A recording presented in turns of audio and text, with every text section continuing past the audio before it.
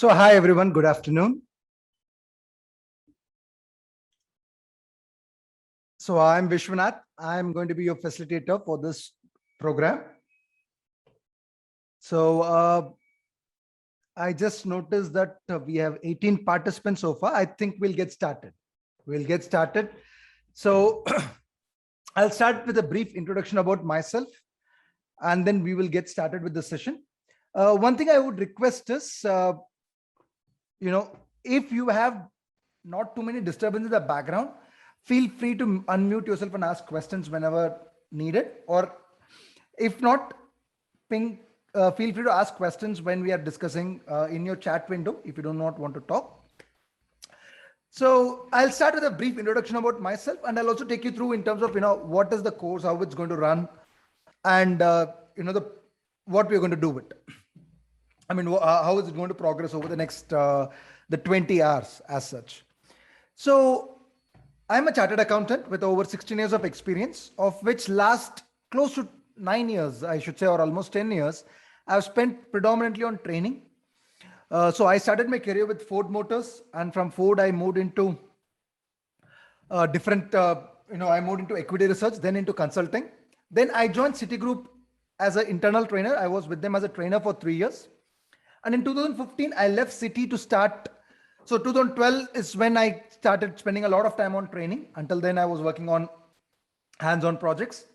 In 2015, I started working on training. I started moving out of Citi, and I set up my own consulting cum training practice. So since then, I've been providing a lot of consultancy services related to financial modeling, fundraising, and analytics for many of my clientels. And I also provide a lot of training sessions for corporates and students. I'm also visiting faculty with quite a few B schools where I teach topics ranging from financial modeling, financial engineering, and actuarial risk management, as well as the usual other financial topics as well. So that's about myself in brief. Let me start with the session. I was thinking we could also have a round of introduction about all of you, but I think people are still joining. So it may not be an ideal approach right now. It may not be feasible, but yes, I would, over the period of next 20 years, I would like to know about all of you. So let me just start with the session here. I'll also in the meanwhile give you a sense of how the session is going to run, what we are going to be doing here. So if you look at the session plan as such, what we're going to be doing today is we're going to be spending time on understanding the foundations of financial modeling. Investment banking. What is investment banking? What do investment bankers do? And we'll also understand about various financial instruments that are there. What is equity? What are bonds? What are debt, etc. We will talk about that. And post that, in the subsequent topics, we'll gradually go more deeper and deeper into these areas. We'll talk about, how do you structure transactions? How do you value a transaction? How do you figure out what price to pay for equities? And what are the roles of something like a convertible bond? When do you use it? We will try to understand all these things in the later session. So we'll start from something basic and we'll gradually move towards something that's more advanced. That is what we're going to be doing. And more from a practical standpoint, how do you use them, right? So many of us know a lot of things about, we understand what is an IPO, we understand what's an M&A. Some of us understand that, but again, there would be certain practical aspects that would be missing. And that's what we're going to understand in this course over the next 20 hours. All right. Just give me a moment. Let me share my screen. I just realized I didn't share the screen. Yeah. Okay. So let me also switch off my audio or rather video. Just one second. Yeah. So let's start with firstly trying to understand in terms of what is an investment bank. Even before, we have these slides, but I'll not bother about the slides for now. We'll bother about slides later on. Let's try to understand about what is an investment bank and how is an investment bank different from a commercial bank. What's the difference? Right? If you think about an investment bank, or let's talk about a commercial bank. What does a commercial bank do in general? Commercial banks take deposit and gave loan, right? So you have a bank here. The bank takes deposits, public give deposits here, and the bank takes the money and it gives it to the borrowers, right, as loan. Now, typically, when you take a deposit, how much does the bank give you? In today's context, if you think of it, it's around 5% interest is what they give you.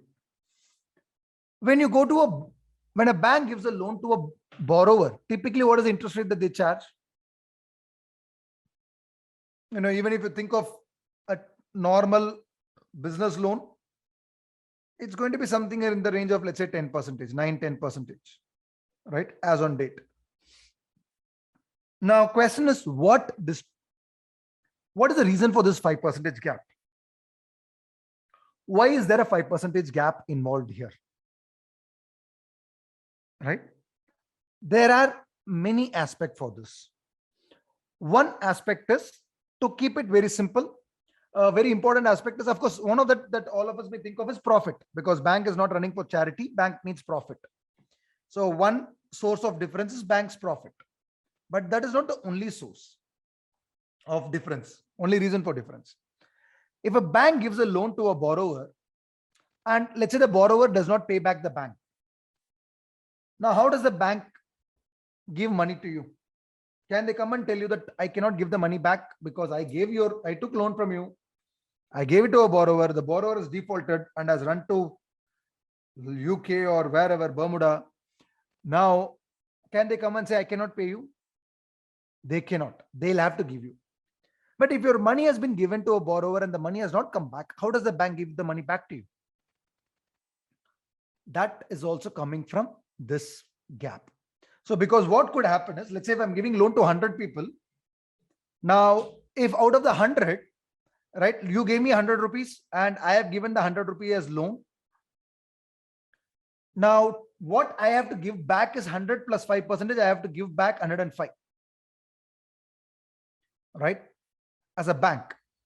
Now as a borrower, now these borrowers are supposed to give me 100 plus 10, 110. So if two of them don't give me, right, let's say if 2% is a loss, that loss is going to be 2.2, which means I'm still going to get 107.8. So with this 107.8, I can easily pay off this 105, right? That is another reason why banks charge you something extra.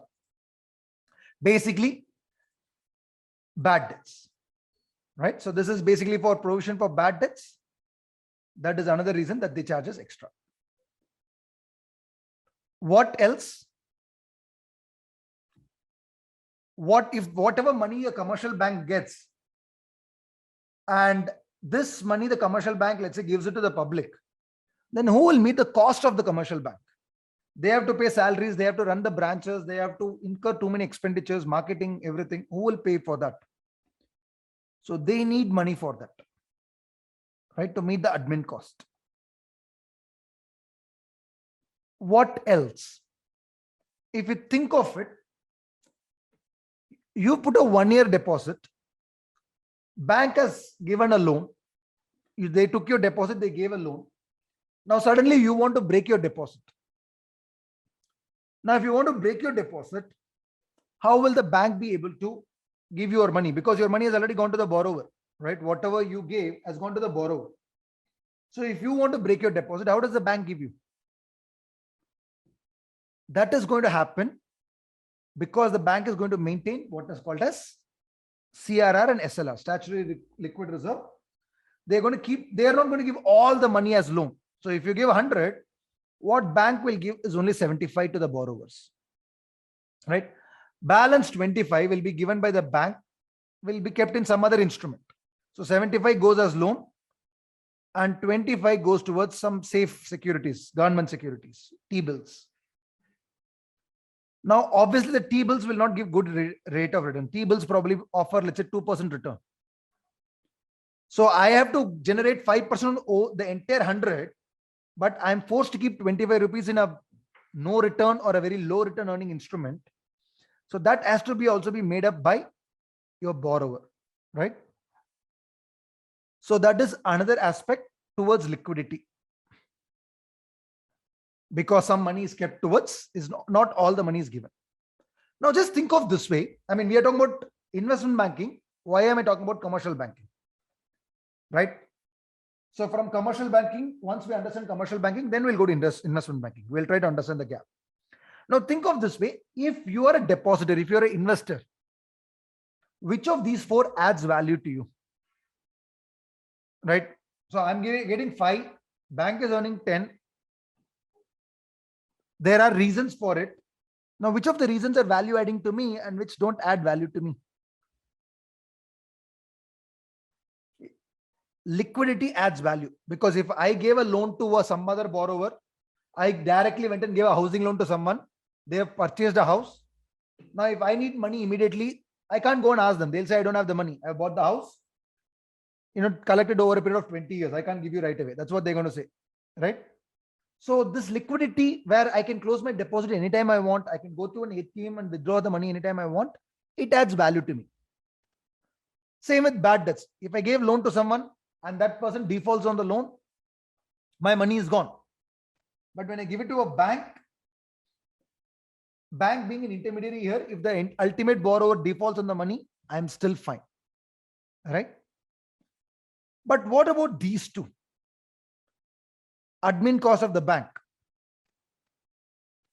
I'm not gaining anything out of it. Yes, in order to give me these services, bank has to incur admin costs, I agree. But what am I getting anything out of it? And profit for the bank.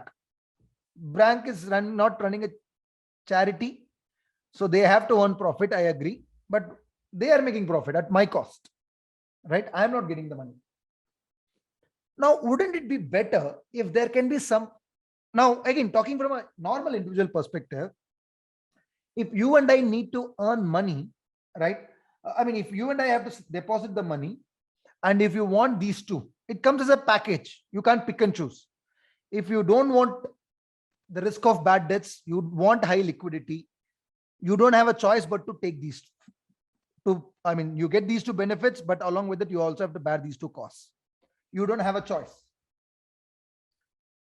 But for some people, they don't need this, right? I have sufficient money, and this money, and I have some extra money with which I can take some risk, right? I can take some risk, and I'm willing to take some bad debts if it happens, because I can handle it.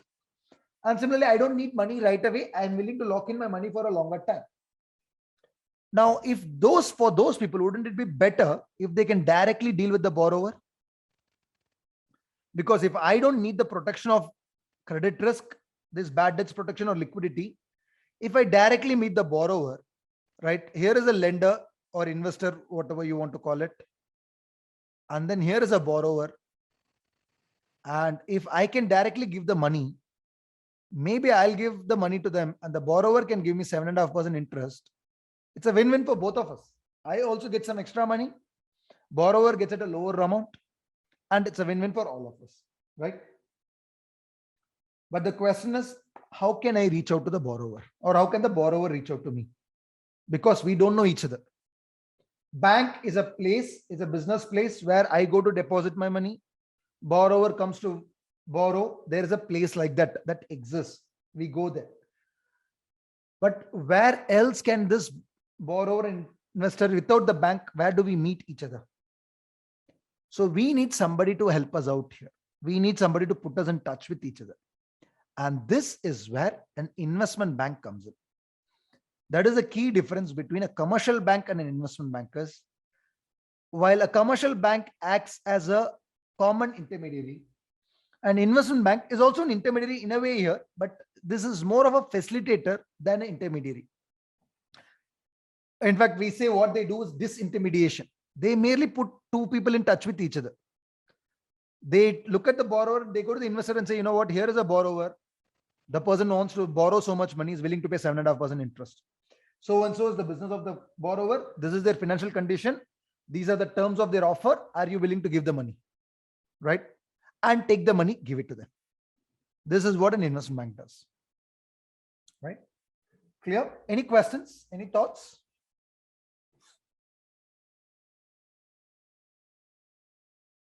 Okay. Of course, this is not the only thing that an investment bank does. This is just to give you a broad idea of the difference between an investment bank and a commercial bank. A commercial bank is an intermediary between the investor and the borrower. An investment bank is merely a facilitator, not really an intermediary. Okay. Now, just to understand, because a lot of time what happens is people don't have a full understanding of investment banking. For many people, investment banking, they confuse it with mutual funds, they confuse it with portfolio managers and everything. So I would just like to give some more idea here about the entire ecosystem, not just of the investment bankers, but everything. And also, uh, at least in theory, the definition of investment bank is very broad. Okay, a good question here, which is how does the investment bank make money? Now, for this entire facilitation, the investment bank gets commission. So a borrower would probably pay, let's say for every 100 rupees, a borrower may pay something like 4 rupees here. Depending upon the difficulty of the deal, depending upon the nature of the instruments used, this could be 4, this could be 5, this could be 10. 10 is rare, but 4, 5, 6, it could be there. This is the money that investment banks get, right? The borrower pays us commission. Okay. So that's how investment banks make money. Now question is, then how does the borrower gain? Because earlier I was giving bank 10%. Now I'm paying 7.5% to the investor and I'm also giving 4% commission to the investment bank. What is the benefit for the borrower? The thing is, this 4% is a one-time payment, right? This is typically a one-time payment, not a multiple payment. Clear? Any questions? So that means, I'm saving 2.5% every year. For that, I paid 4% in one go. Fine, that's fine, right?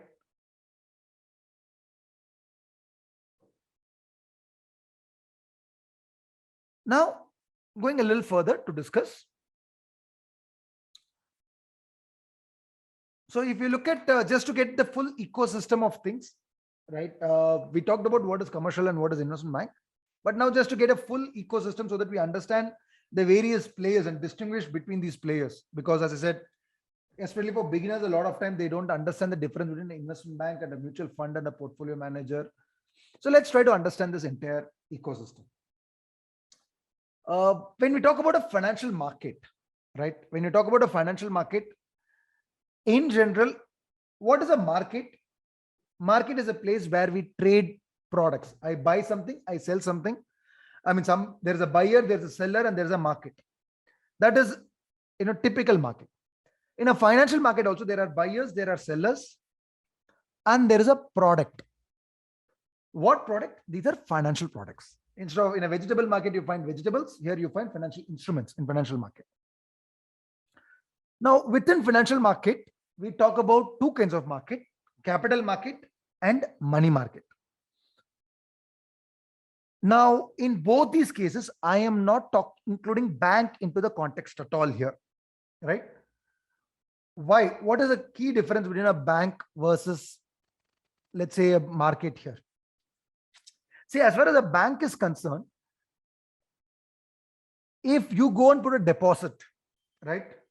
And tomorrow, if you don't want the deposit, you want the deposit to be transferred to somebody else in your family, within your own family, not even to outsider, can you just like that transfer? The answer is no, you cannot transfer. Because what happens is, if you want to transfer the deposit to somebody, you will most likely have to close the deposit and give it to them. So because your fixed deposit is not a tradable product at all. On the other hand, when you talk about financial, let's say an equity instrument, equity is like an investment, right? I made an equity investment. I would like to give it to somebody. Can I just like that give it to someone? Answer is yes, you can sell it to someone, you can transfer it to someone.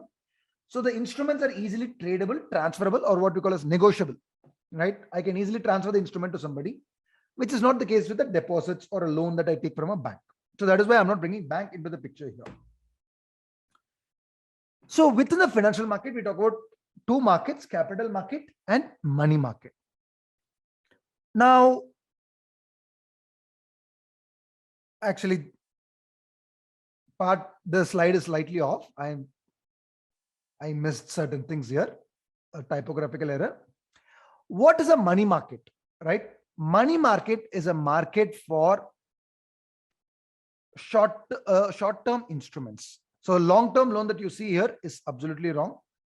In money market, you don't get to see long-term instruments. Just one second. Sorry, hold on a sec. So in money markets are basically markets meant for short-term instruments. What do we mean by short-term here? By short-term, we are talking about 365 days, 1 year, right? So these are in market where financial instruments of less than 1 year are traded. Treasury bill is one of the instrument, right? Capital market is more than 1 year. Now, typically money market, who regulates it? You will see money market being regulated by central bank. So in Indian context, that's going to be RBI. Who will regulate the capital market? You will have a capital market regulator. So who's the capital market regulator in India?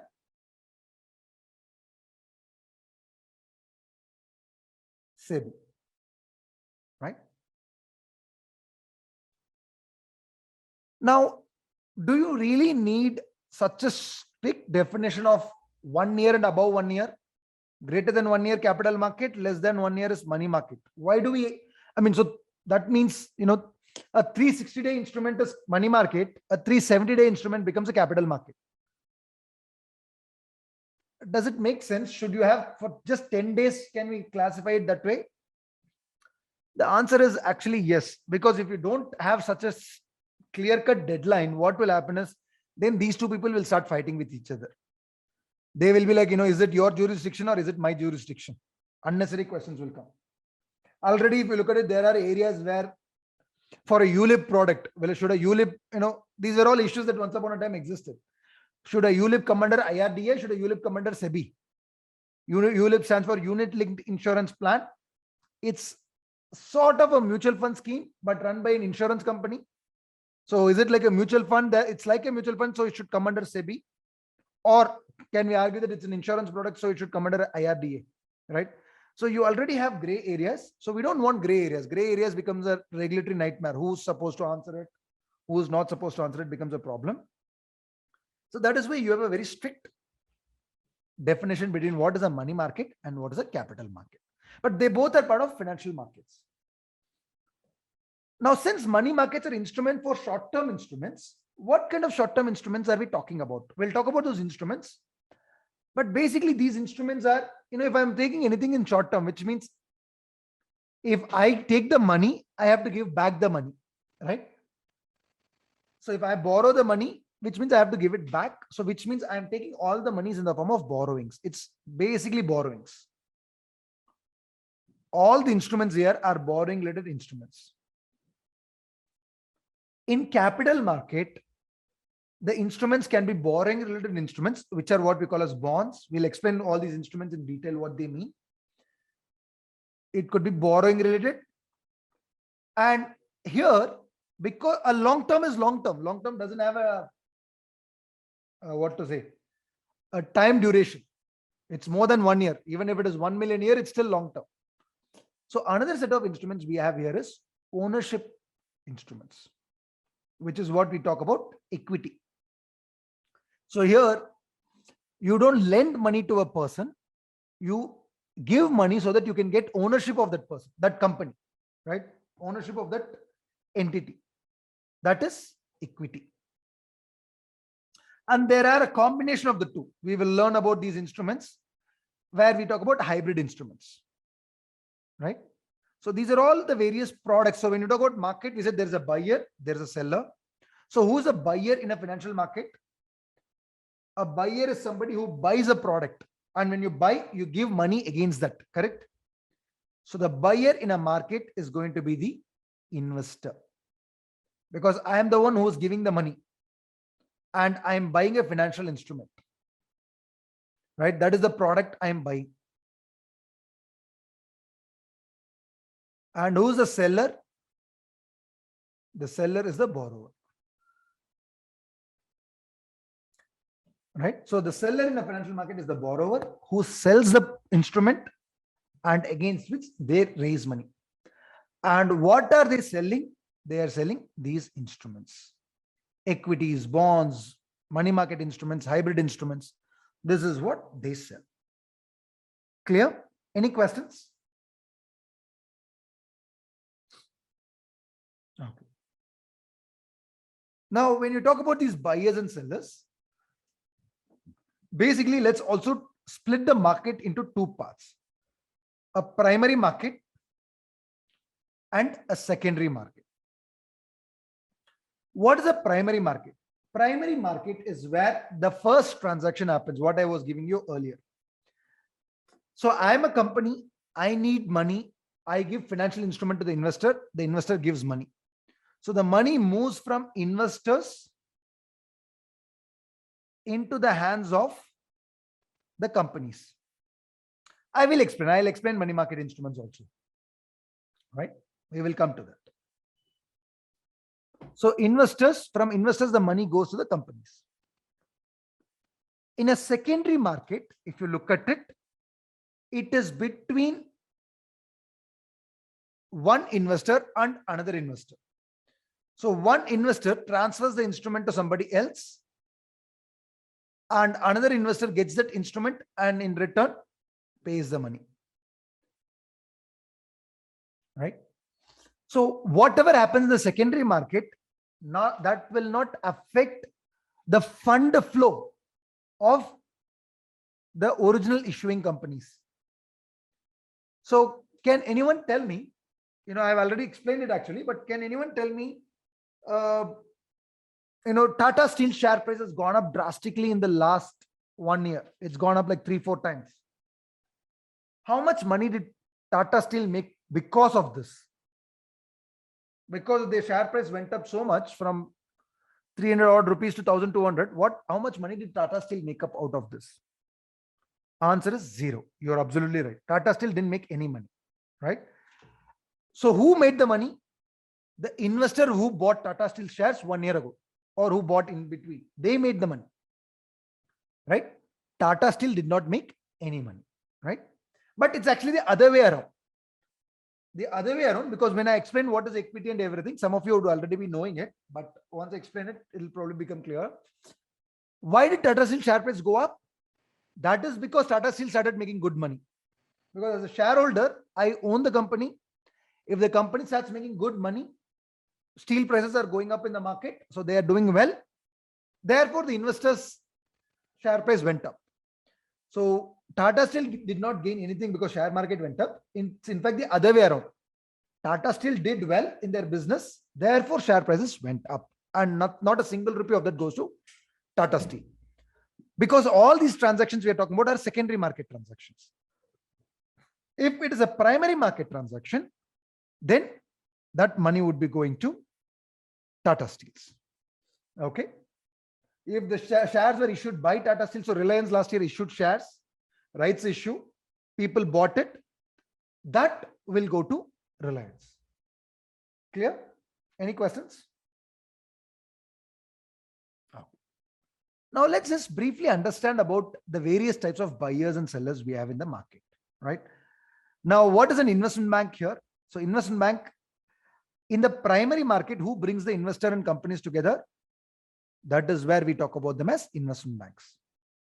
I will talk about rights issue. I'll talk about rights issue, a little later when we go into it. That's a question I got. We will talk about that a little later.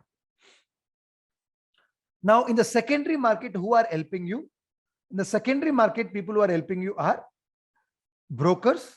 These brokers we call them as brokers. And within these brokers, there are two kinds of brokers: retail broker and institutional broker.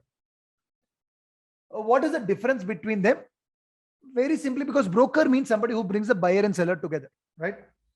A retail and institutional broker, theoretically, they are one and the same. But where the difference comes is the challenge in helping a retail investor sell a share or buy a share versus helping an institutional investor. Because as a retail investor, if you're going to buy 20 shares of Infosys, let's say, no big deal. I mean, you just go lakhs of shares of Infosys getting traded every day. You want 20 shares, easily I can buy and give it to you. On the other hand, if you want to buy 20 lakh shares of Infosys, there are not that many people selling shares in the market, right? And more so if I go and tell the people that, one of my client wants to buy 20 lakh shares, people will know some big fishes trying to get a lot of shares. Others will stop selling it because they know big demand is there, right? If there is a big demand, prices of the share will surge. So buying 20 lakh shares is not an easy task. Buying 20 shares is much easier. So the key difference between what service a retail broker offers versus what an institutional broker offers is in terms of these challenges. Institutional brokers can handle these challenges, whereas retail brokers cannot really handle these challenges. Okay, that is the key difference here. Now, in a theoretical sense, they all can be called as investment banks. All these people can be called as investment banks or a merchant banks, as we say. They all can be called as merchant banks. But colloquially speaking, we distinguish them. For us, when we say an investment banker, we are talking about the people who are working on the primary market side. And on the secondary market side, we call them as brokerages or brokerage firms. Are we clear here? Any questions? Okay. So we talked about the intermediaries. Let's talk about the buyers and sellers now. Who are the sellers? In the primary market, we know the sellers are going to be existing investors, public companies, right? These days, you also see startups coming in, right? What is the difference between investment bank and merchant bank? Literally nothing. Merchant bank is a term that was originated in UK. Investment bank is the term that was used in US, right? Now, even UK has dropped the word merchant bank. They are using the word investment banks. All right. But a lot of our legislations, if you look at it, all our legislations are started from the UK era. So you will see in a lot of our legislation, we call it as merchant banks, but merchant banks and investment banks are pretty much the same. Right? Clear? Just give me one moment. Just give me a moment. I'll be back.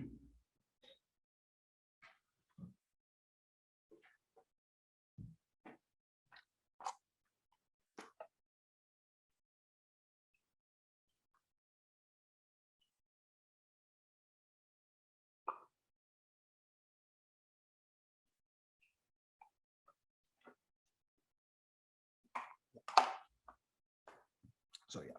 So I'm back. Right? So when you look at companies who are the sellers in the primary market, these are basically organizations which needs money. So in case of a public companies, it could be a public company that is issuing its shares or bonds or anything. Private companies, startups are also private companies. These days you do have startups like, these guys, Paytm and all those guys who are coming to the market. So you do have these new age firms, which are all of them can be issuers. And some investors can also be selling their shares in the primary market. We call it as offer for sale. I'll explain that when we talk about IPO in detail. So if you look at, for example, when ICICI Lombard, or let's talk about Indigo. When Indigo Airlines got listed, Indigo Airlines did not sell new shares to the public. It was the existing shareholders of Indigo who sold their shares to public, right? So the money all went to those initial shareholders of Indigo. So for a private company that is getting listed for the first time, sometimes these shares that are being sold are not new shares. These are existing shares held by the shareholders. So ICICI Lombard, when it got listed, all the shares that were being sold were not by ICICI Lombard. All the shares that were being sold were all by ICICI Bank, because ICICI Bank was a shareholder of ICICI Lombard, and ICICI Bank sold those shares to public, right? So these are the sellers on the primary market. Who are the buyers? If you look at the buyers, there are various types of buyers that we can talk here. If you're talking about private companies, in a private company, you do have private equity funds and venture capital funds, right? A lot of investment banking deal actually happens in the private side of things, not much in the public side. We will also talk about this. What are PEs? What are VCs? We'll talk about it. But basically, these are people who invest in private companies. Private companies are those which are not listed in the market, right? They invest in that. You can have a mutual fund. You can have a hedge fund. What are mutual funds, by the way?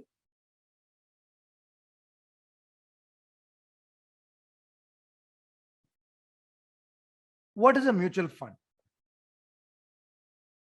We will again talk about them in detail shortly, but at a very brief level, anyone?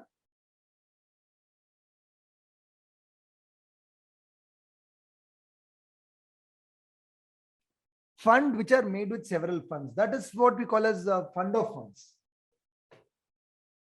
So mutual fund is basically collective investment vehicle where they collect money from a lot of small investments from a lot of people, and then they take the money and then they invest in the market, right?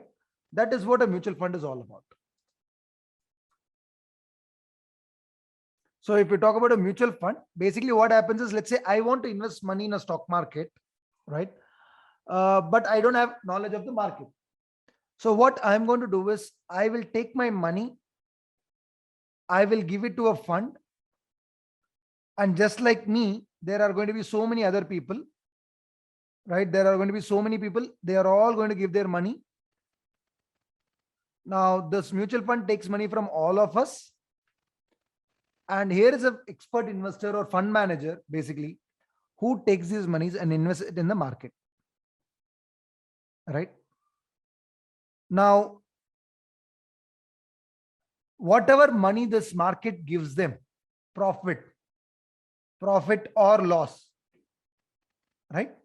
This profit or loss will go to the fund, and the fund will, and who does it belong to? This fund, because these units are owned, these funds have been invested by the investor. These monies go to these investors, right? And what does the fund get here? The fund gets fund management fee or asset management charges, as we call it, right? Asset management charges or fund management fee. That is what that these funds get. Okay, clear? Any questions?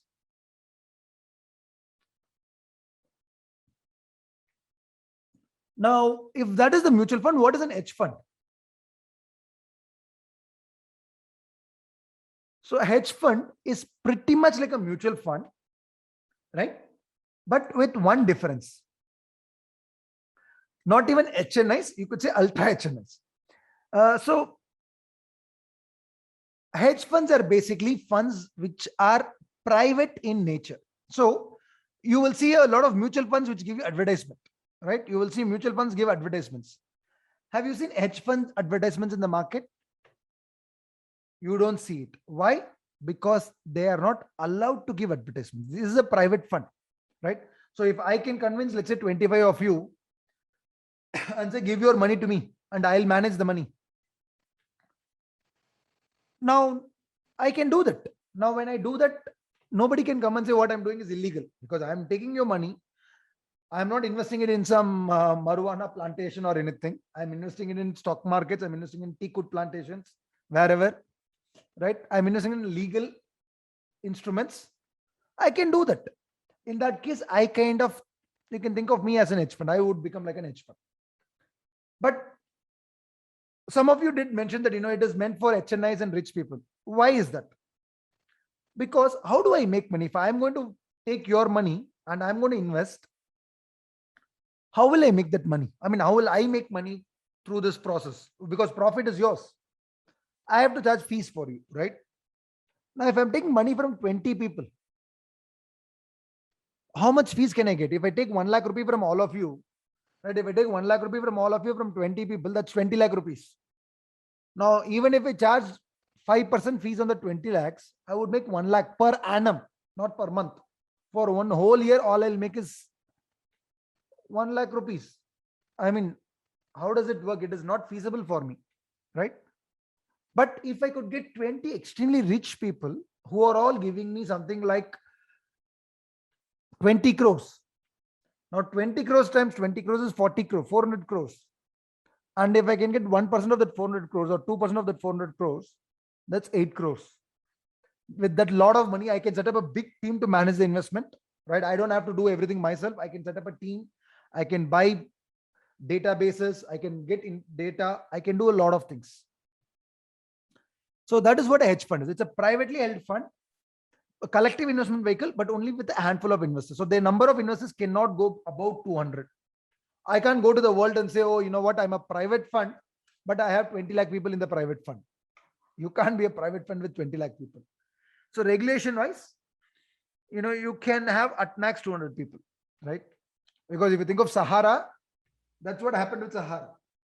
People ask Sahara, where did you get the money from? Sahara said, we collected it privately from so many millions of people. Then they said, you can't go to millions of people, take the money and say it was private deal.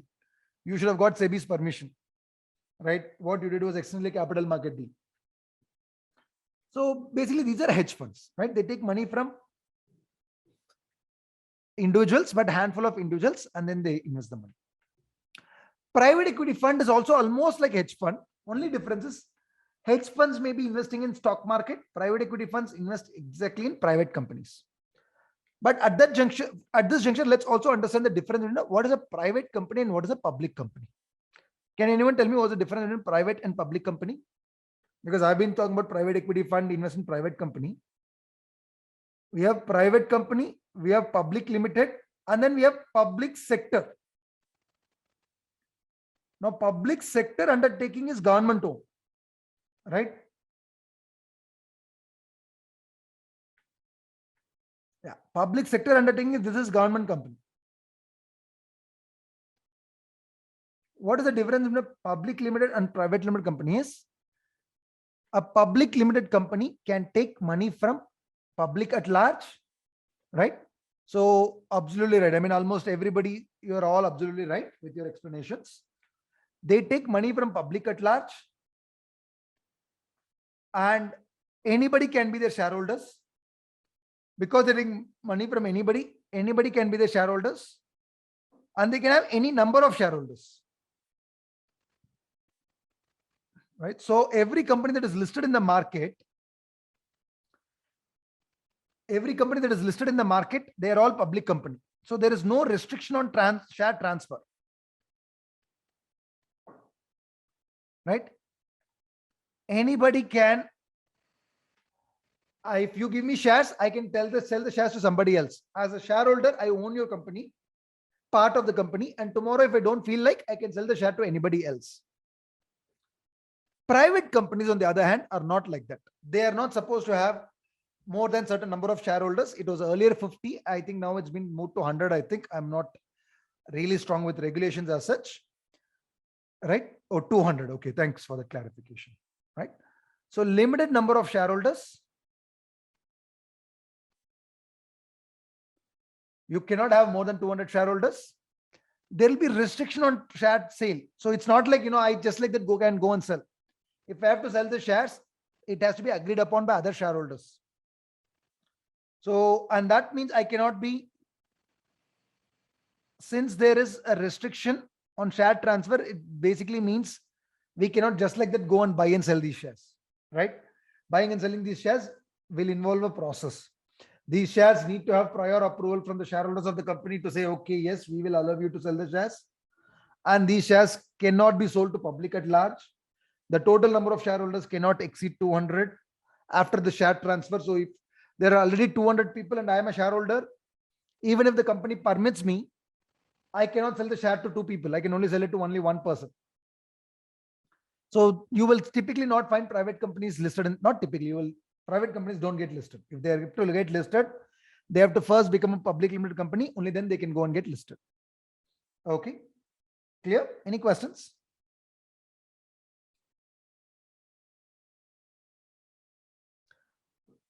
Is every public company listed? Good question. Not necessarily. So a listed company, all public companies are listed. Reverse is not true. Right? Sorry, all listed are public. All listed are public companies.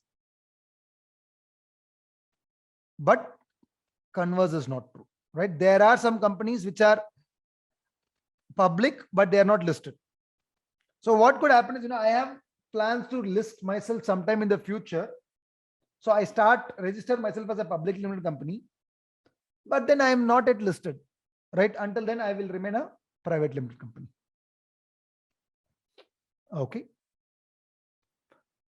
Now, when we say private equity, they typically invest in unlisted company. It could be a private company, it could be a public company, but these are not unlisted. Listed means, what is the difference between listed? I mean, I use the word all listed companies are public.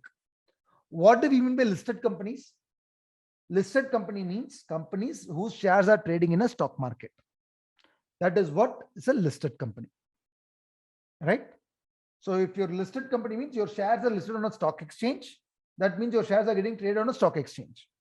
Because I got the question on listed company, I directly went to answer it. Some of you might not know what is the difference, what does listed company means. So that's why I would like to clarify that. Can a private company evolve into public company? Very well. They can very well do it, right? A lot of private companies start as a private company. When they want to get listed, they just have to go and take care of the necessary legal formalities to convert themselves into a public limited company. Shareholders have to do approve it, and your memorandum has to be updated, etc., etc. You first become a public company, then you issue IPO, then you go and get yourself listed, right? IPO doesn't make you a public company. You have to first become a public company, take approval from your shareholders, go file the necessary document with your stock ROC and everybody. Then you become a public company. Then you can go for IPOs and everything. Clear? Any questions? Are shares of unlisted companies traded? If yes, where are they traded? That's a good question. See, shares of unlisted companies are not traded in a regulated stock exchange, right? They can be traded in a what we call as OTC market. What is the OTC? OTC stands for over the counter. That's basically where, let's say you and I meet. You have some shares of a private company. You and I meet somewhere and you would like to sell your shares. I think I would like to buy that. I like the company. I would like to own the shares. So you sell your shares to me and I give you the money. And this is something you and I directly meet with each other, and when we buy and sell. This is how private company shares can get exchanged or sold. Is OTC and gray market same? No, gray market is different. OTC is different. OTC basically stands for over the counter, but it's basically where two people are transacting with each other directly without involvement of any intermediary or other things. Gray market is basically something that, I'm not really expert on gray market, but gray market is something that happens under the radar, basically. Right? That is what a gray market is. Right? It's not a black market.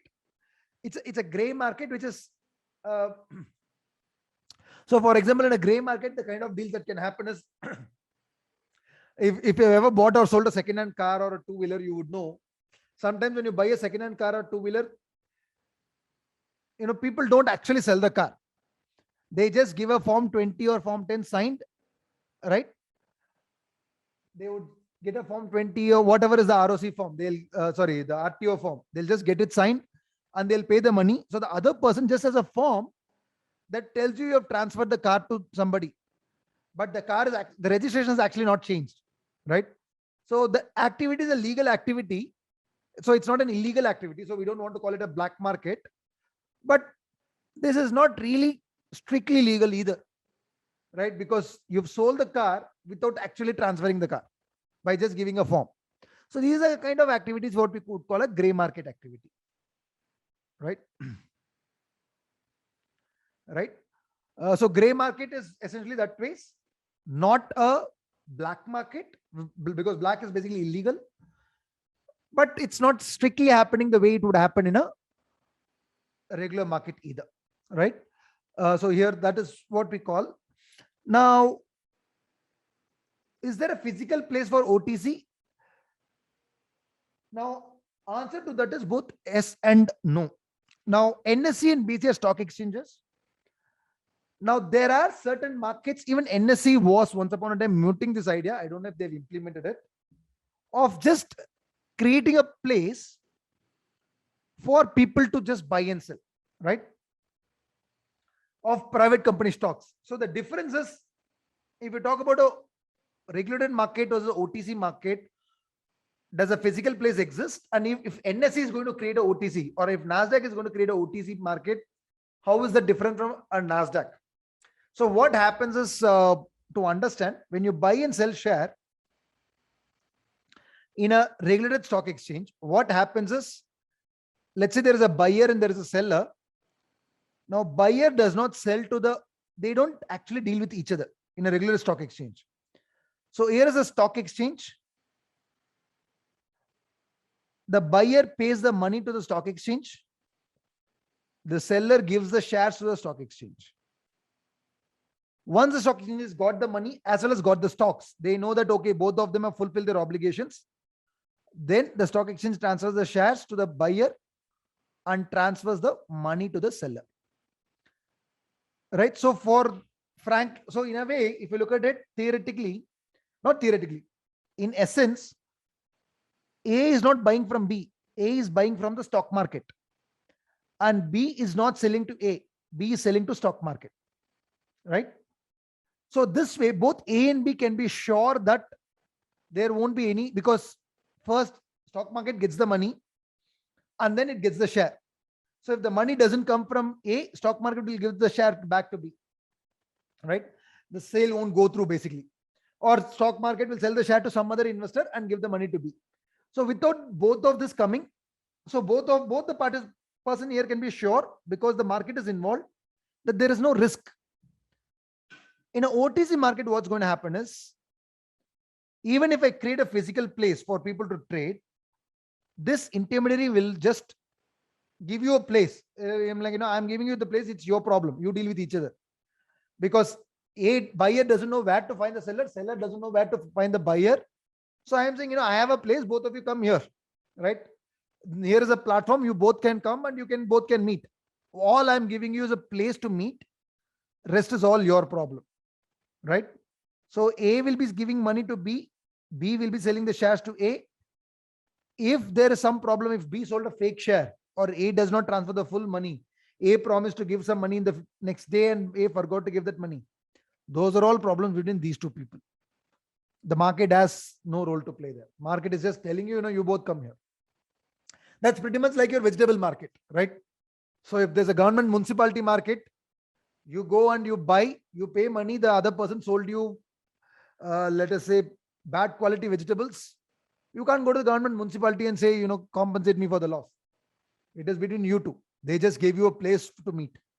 So that is how OTC market, even if it is physically kept, it will just be a place for you to meet. This intermediation won't be happening here. Right? What the stock exchange does, OTC is just, in an OTC market, these guys are just there. They just give you a place to meet. All right.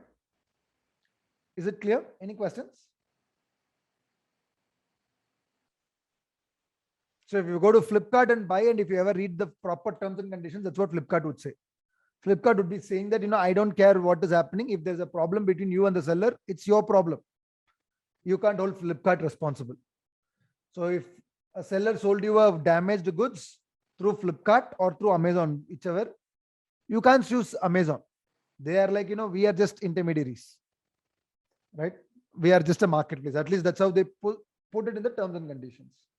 So an OTC market is pretty much going to be on those lines. Okay. Any questions here? Okay. So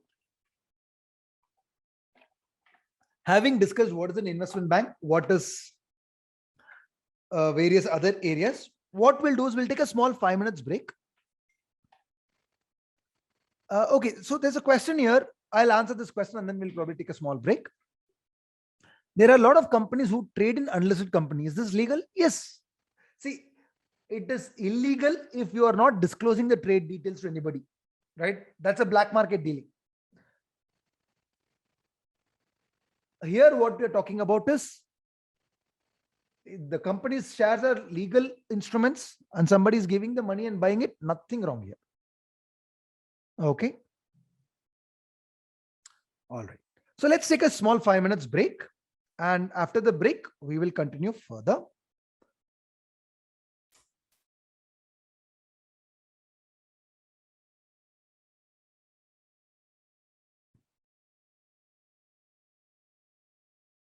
right? In the meanwhile, if you have any questions, you can always ping it.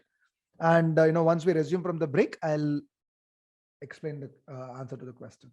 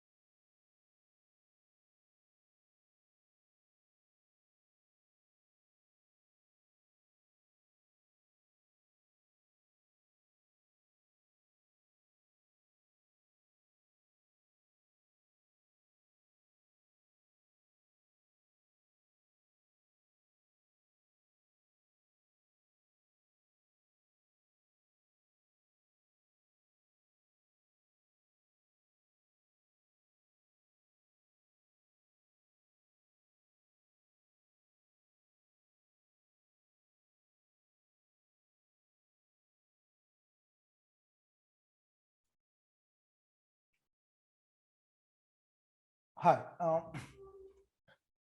So one before I start, one question that's come is, in case of investment bank, if the borrower fails to repay, will the investment bank bear the risk, which is an advantage with commercial bank? Also, can investor withdraw money whenever he wants from the investment bank, which is another advantage with commercial bank? Okay.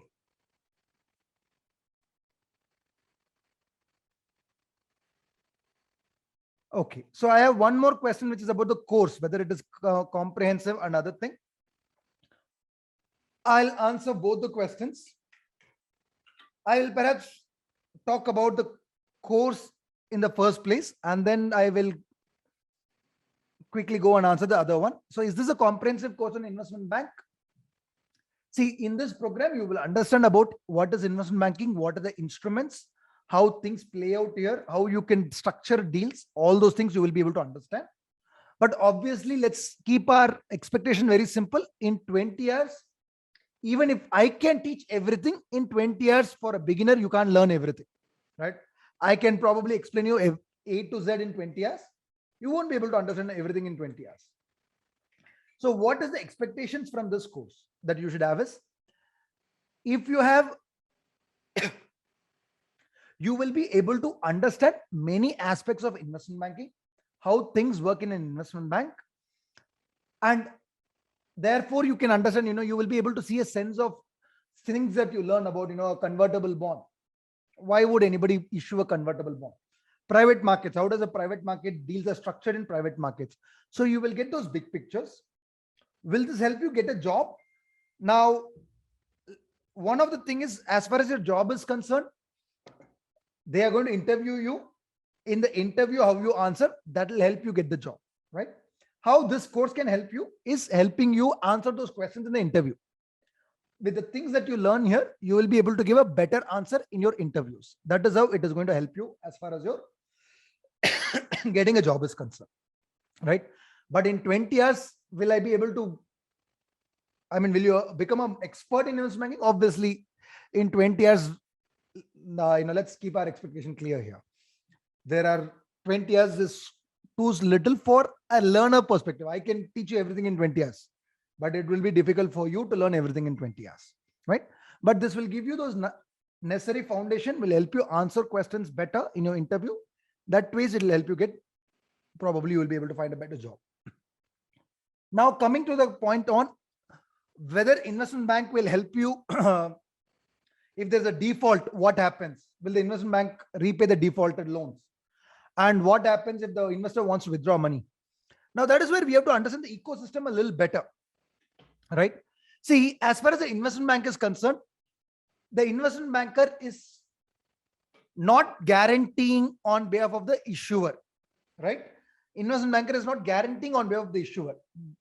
But what is the investment banker doing is, what is expected out of the investment banker is that the investment banker conducts the necessary diligence, and to protect the investor interest, that the investment banker should do good diligence about the issuer company and inform about those diligence and whatever their findings is to the public. So when a company issues a prospectus, we will talk about prospectus and everything. There's an issuing document where company talks about what they are, why do they need the money, how do they see the business evolving, what are the problems in the business, what are the opportunities in the business. So an investment banker is supposed to be doing all these things diligently, checking whether these investments supplied by the company is correct or not, and make sure that the investors are well informed. After that, if things go for a toss, that's your call. But as I said, that is why you get better. What are your advantages by going for that extra risk? You get better rewards. Rather than getting 5% interest on a bank, you get 7.5% interest, right? So that's a risk you take as an investor to earn higher rewards. Higher reward means higher risk, right? That is what will happen. And compared to a bank, the instruments, we are here not dealing with bank products. We're talking about instruments. These instruments are traded in the markets. So if you need money, you can trade the instruments in the market. But will you be able to sell it at the same price you bought? Not necessarily. There are risks involved there. Okay. Any questions here? One more question I saw here. Lead managers in IPO or investment bankers? Yes, right. They are also investment bankers. I'll explain that a bit more later on. Under which category in primary market do sovereign wealth fund or pension funds fall? Funds in general are investors. What is a sovereign wealth fund? Saudi Arabia, probably because of selling a lot of petrol, it's got a lot of money. That money doesn't know what to do with it. It's investing in stock markets. It's investing in companies. And they set up a sovereign wealth fund where a fund manager manages the money. That is a sovereign wealth fund, right? So pension fund, sovereign wealth fund are all investors. Okay. Now, in addition to these players, there are some more players in investment banks. Who are they? They are research analysts. So what is the research analyst job in an investment bank or in a brokerage firm, to be precise? The role is evolving because of regulatory reasons, but in general, what is the role of a research analyst?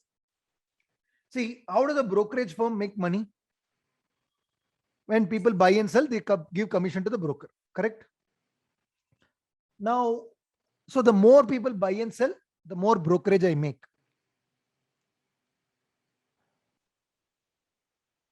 Now, the next question that comes is in terms of how do I make people do more trade? One is by appealing to their greed, right? Or the other is by educating them. You know, today, if you have no idea about what will happen to Infosys share, you will neither think of buying it nor think of selling it. You will just be looking at the screen. But if somebody comes and educates you or tells you, gives you information about what could happen to Infosys share, then if somebody comes and tells you that, you know, my brokerage team, somebody in my company has looked at this company, this share is likely to go to another increase by 200 rupees in the next few days for so and so reasons, then you have that reason to trade on that share, right? That way you can make a lot of money. I mean so you will then trade, and because you trade, the brokerage gets commission. So the role of a research analyst is basically to give recommendations on stocks. They are supposed to be independent. They are not supposed to have a bias. But why do they give this thing? So that, you know, this information, if it goes to public, and if public therefore buy and sell shares through the brokerage firm will get money. That is the idea here, right?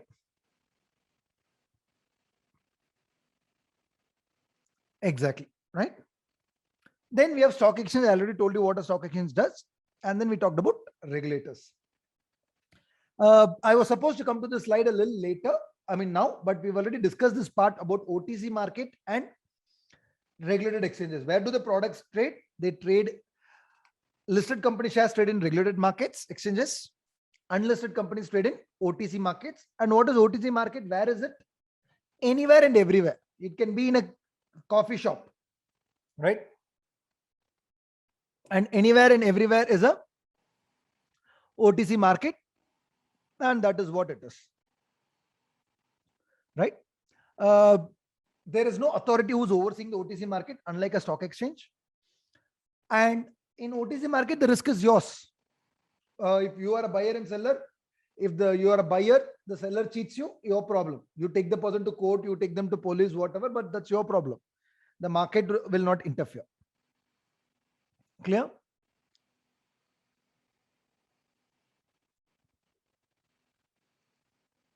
Next comes bonds. If you look at bonds are basically, this is about the players and the market. Any questions here?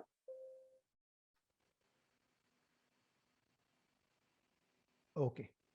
Now let's go and talk about financial instruments. What are these instruments? So I already had the instrument on the first slide, just to put those instruments back here on screen. So if we look at instruments, we have, what are the various instruments we have? We have equity, we have bonds or debentures, right? I'll put it this way. There are shares, In shares, you have equity shares and we have preferred shares. And then we have bonds. Within bonds, there can be a vanilla bond, or I may have hybrid bonds, convertible bonds.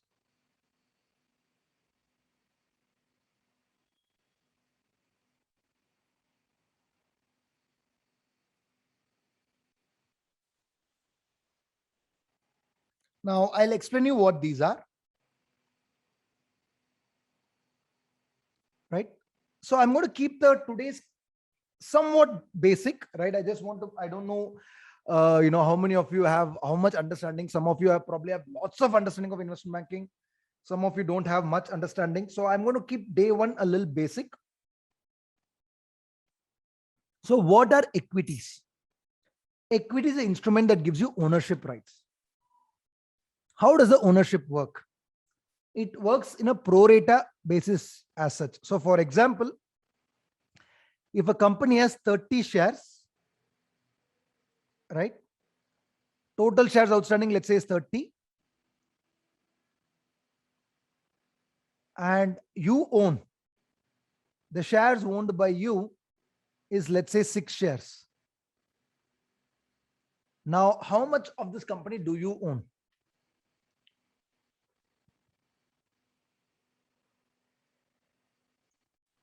20%. So 6 by 30, which is equal to 1 by 5, or 20%. This is the company that you own, right? So this is how shares give you ownership rights. So when we say a shareholder is a part owner of the company, why do we insist on part owner? Because when you own, you are not the full owner, because you own 6 shares, somebody else owns 24 shares. So how much of the company you own? 20% of the company shares. Instead of 30, if this company had 30,000 shares, then how much of the company do you own?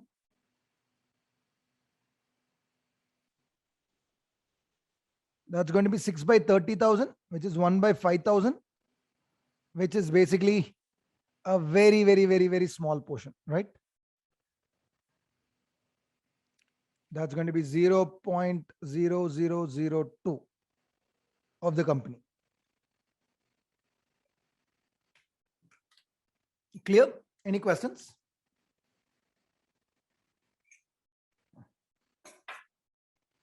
Now, what do you get as an equity shareholder? We talked about what is equity share. As an equity shareholder, what do you get? What does the company give you? You own the company. So what does it mean? That means you are eligible to get the share of company's profit, right? The equity holder gets the share of company's profit.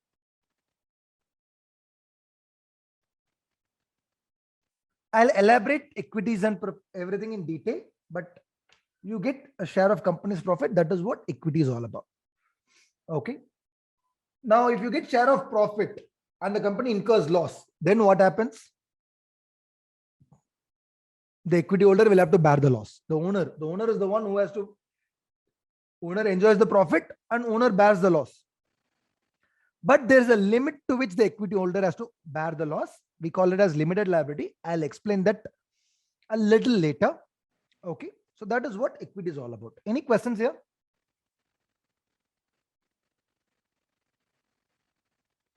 I'll talk about this bonds with embedded options much later, not now. This is a little tricky or a little too detailed. We will deal with that later. Let me now go to this plain vanilla bond. One extent is equity. Another extent is bonds, plain vanilla bonds. What does a bond involve? When you buy bond of a company, you become lender to the company, right? When you buy a share, you become owner of the business. When you buy a bond, you become lender to the company. And as a lender, what do you get? You get interest, right? This indicates amount owed. So when you own a bond, that means the company owes you some amount and investor gets interest along with principal. Now, one key difference between equity and bond is Typically bonds, there are something called as perpetual bonds, but that's very rare. Typically bonds have a finite life, which means when I issue a bond, I issue it for 5 years, 10 years, whatever. Right? It's a loan. So if I take a loan, I have to give it back with interest. On the other hand, when I issue equity shares typically don't have any ending date. Equity shares have no ending date, which means once you own a company, you have given money to the equity company. So you own the company, but that doesn't mean the company will have to give you your money back at some point in time, right? Because these equity instruments don't have any ending date. They are perpetual instrument. As long as the company wants, they can keep the money. Okay. Clear? Any questions?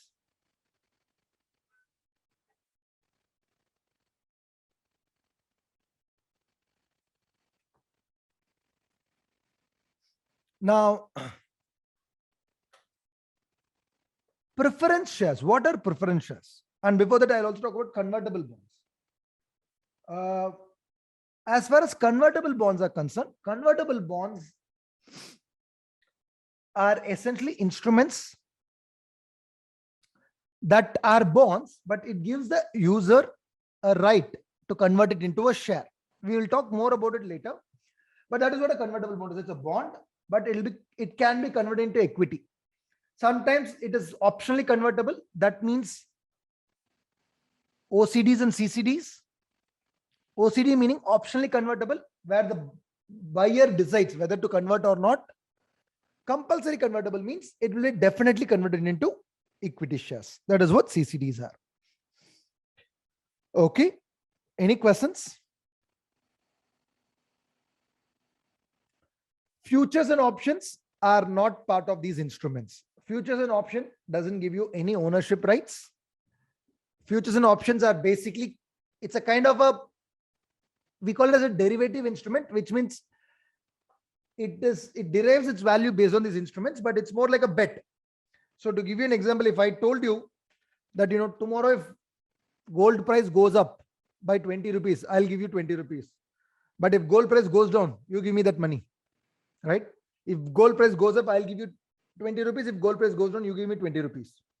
This is an example of a futures contract. On the face of it, it sounds nothing other than a bet, right? This is pretty much like a bet.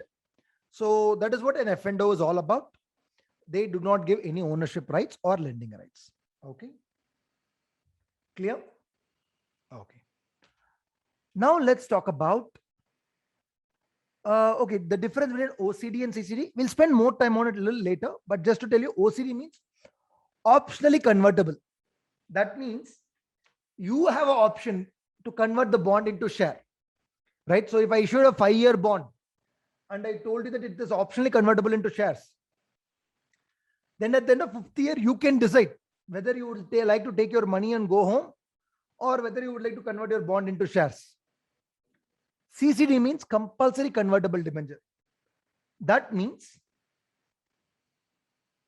you will not get your money. It will be a CCD. I mean, OCD is optionally convertible debenture. I'm sorry. Debentures and bonds pretty much one and the same. CCD is compulsory convertible debenture, which means for 5 years, it will be a debenture. You will get invest. And in the 6th year, it will be compulsorily converted into share. So you will not be given money. Instead, they'll convert your debenture into share.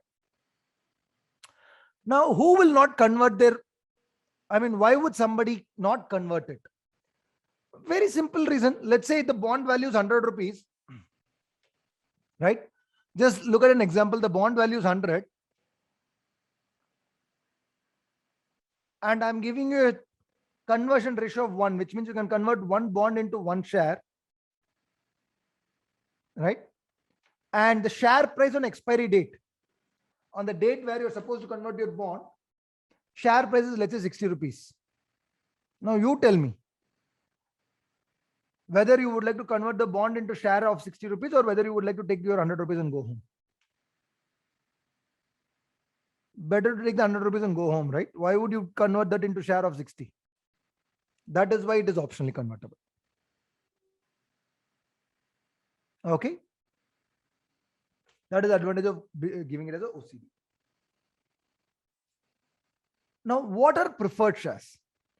Preferred shares are somewhere between equity and bond, right? So in a preferred share, on the face of it, they have preferential right on dividends. What is a dividend, by the way?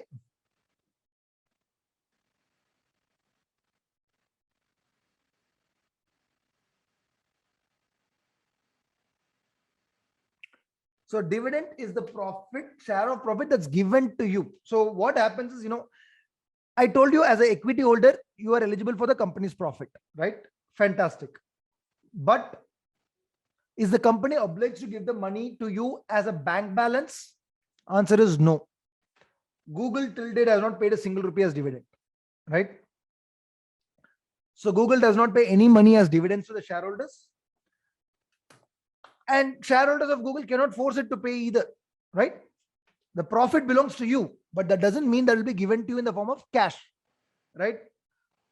The profit came to the company used that money to buy another factory, and they will say, no, you own the company, so you also indirectly own the factory. So the profit still belongs to you, because we bought the factory, and the profit, because you are the owner, you still own it, right? But a question could be about, but when I decide to give the money, then that is called as dividend.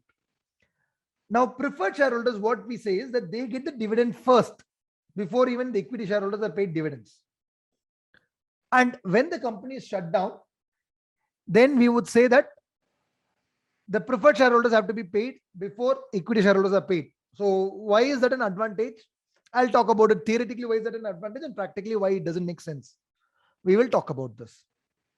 Okay. But problem with preferred dividends is most of the time, the preference on dividend, the dividend is a fixed percentage. Mostly, unless it's a participatory preferred share, the dividend will be a fixed percentage. Okay. So in a way, if you think of it, it comes somewhere between equity and debt. And I'll illustrate that to you with an example here.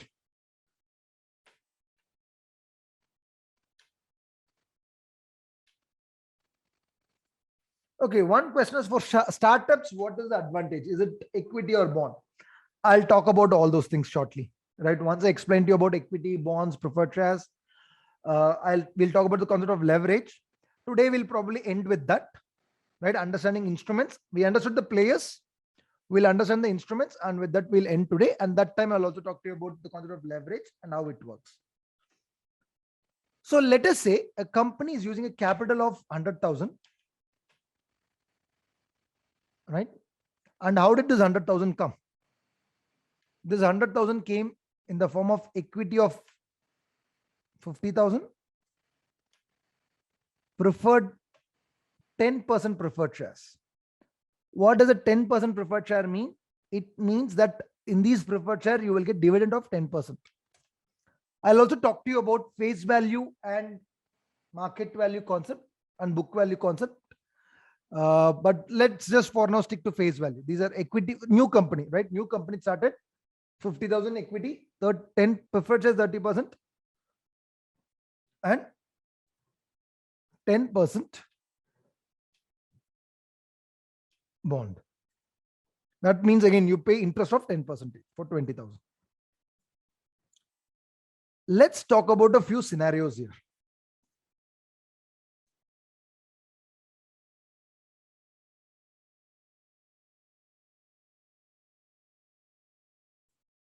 All right. I'm going to talk a few scenarios.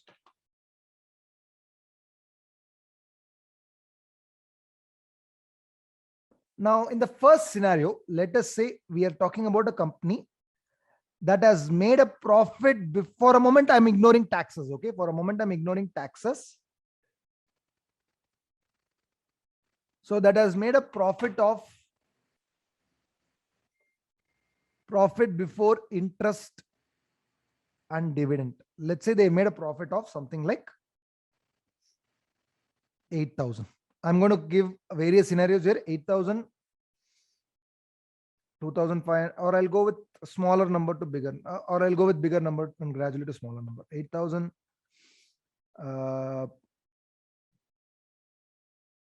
Right? Yeah. Or I'll start with 12,000, 8,000, 2,500, 1,500, and minus 3,000. Okay. So they made a profit of 12,000. Now, how much interest they have to pay on the bond?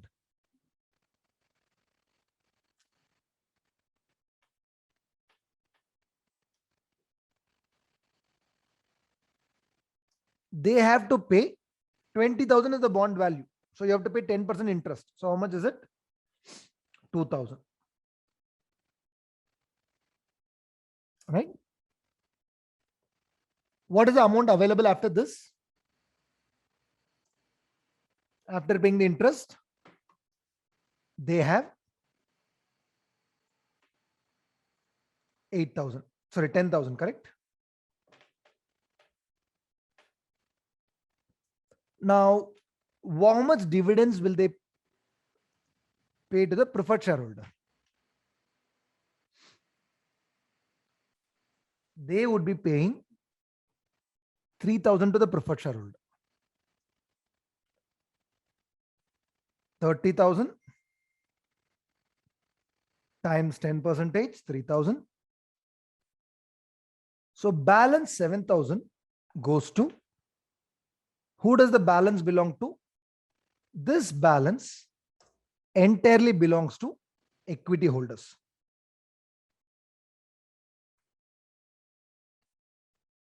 Right? Let me change this from 12,000 to 15,000 just for the sake of illustration. So if you look at it, what is happening is, in this case, right? Now, these people are getting 10% each. 2,000 on 20,000, 3,000 on 30,000. What is the return that the equity holders are getting?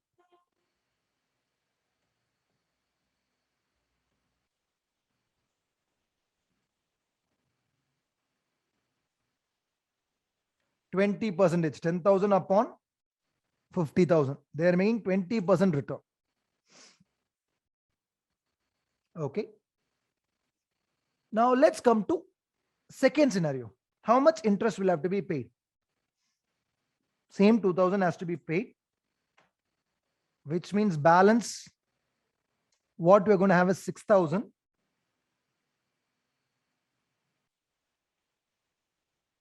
What we are going to give here to the preferred dividends, we have to give them same 3,000. But the equity holder now gets only 3,000. So if you look at the rate of return that the equity holder now makes, it's paltry 6% compared to what they were getting earlier. Right? Let me, just for the sake of it, make this number to 25,000. So they could be making phenomenal money. Right? If the company was doing very well with 1 lakh, if they made 25,000 profit, equity holders would be making phenomenal returns. But when it comes to when the profits are low, equity holders will suffer. These two guys are not suffering. Bond holders and preferred holders are still getting the money. Right? Profits are down. Are they getting any less? No. They are still getting their 10%. But when profits are too high, are they getting anything more? No. They were still getting only 10%. Clear? So if you think of it, when company is doing very well, right, the preferred shareholder works almost like a bond. They invested some money and they got their money, right? Whatever 10% return that they were supposed to get, they got the 10%, no matter whether company's profit was 25,000 or 8,000. So they are getting a fixed amount on their investment, highly predictable. To a certain extent, it behaves like a bond. Where do they behave like equity? And where else do they behave like a bond? We will also see that. Let's say profit is only 2,500. How much interest are we going to pay? Same 2,000.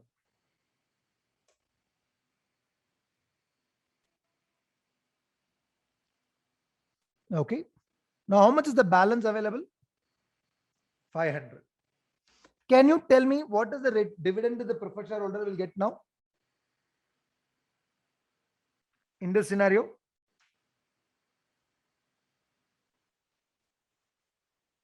Yes, the best they can expect is 500. Company may even not pay that 500, say giving some reason saying that business is bad. Because keep in mind the difference between preferred and in bond is, even though in both the cases we're giving fixed amounts, in the first case it's called as interest. Interest will have to be given whether you are making profit or not making profit. This has to be given. Dividend by its very definition is paid out of profit. So dividend is paid only if the company makes profit. So if there is not enough profit, they will not be paid. So the dividend in this case that they're going to get will be only 500 at best. And what will the equity holders share of profit will be therefore? 0. Right? They get nothing. Right? So they made 0% ROE. Let's go to scenario 4. Interest is only 1,500. Sorry, profit before interest and dividend. How much interest do you think we have to pay the bondholders? We have to pay full 2,000, right? They don't care whether we make profit or not. They have given us loan, they have to be paid back. If you don't have money, they'll say sell your factory and pay me. I don't care, right? You owe me, you pay me. That's all. So now we are 500 short. What do we pay the preferred holder? So in scenario 3, just to give you an idea, in scenario 3, if you look at it, the preferred share behaved somewhat like a share. Because as a lender, they get fixed amount of money. As an investor, they were getting fixed amount. So in the first 2 scenarios, they were like a loan. They were getting fixed money. But when the profits are too less, then they also suffer some loss here, right? They suffer some loss. So to that extent, they behave like, they're somewhat riskier. In scenario 4, can you tell me how much we'll pay the preferred shareholders? Yes, we pay them 0, right? So which means what happens to equity holders?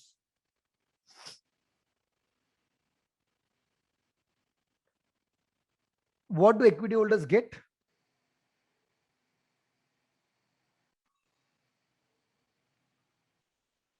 They have to bear the loss, right? They have to bear the loss, which means their investment in the company will go down. So now at a very, very theoretical level, assuming nothing else happens, what will happen is bond preferred shares will be same 30,000. Bond will be same 20,000 at the end of the year. Now equity will become, I should have just inserted one more row just to put the starting point, one more column.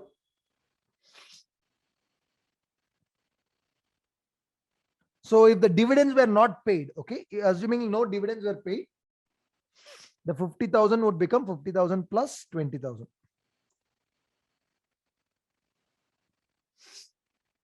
In scenario 2, because they made only 3,000 profit, that 50,000 investment would have grown to become 53.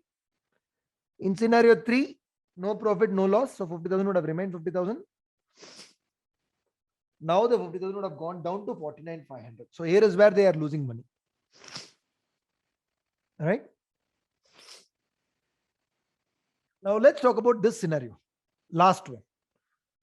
How much money do we pay the bondholder? Because we are in loss of 3,000.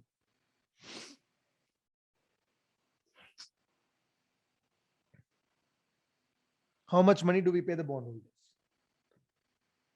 2,000. That is the interest payable to them. You still pay them 2,000. Right?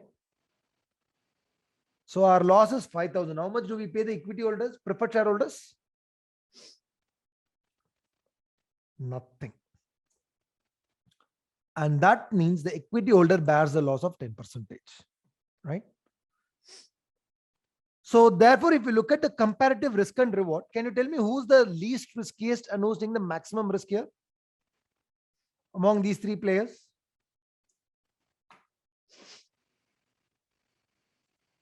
If you have to put it in a sequence, low risk to high risk. How would we rate them? Least risk is the bondholder. And who's taking the maximum risk?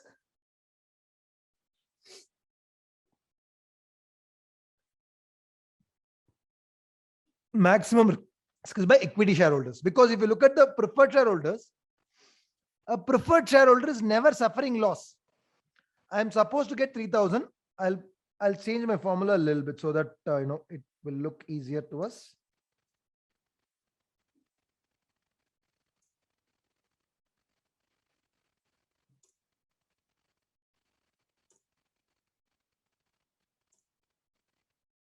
Right?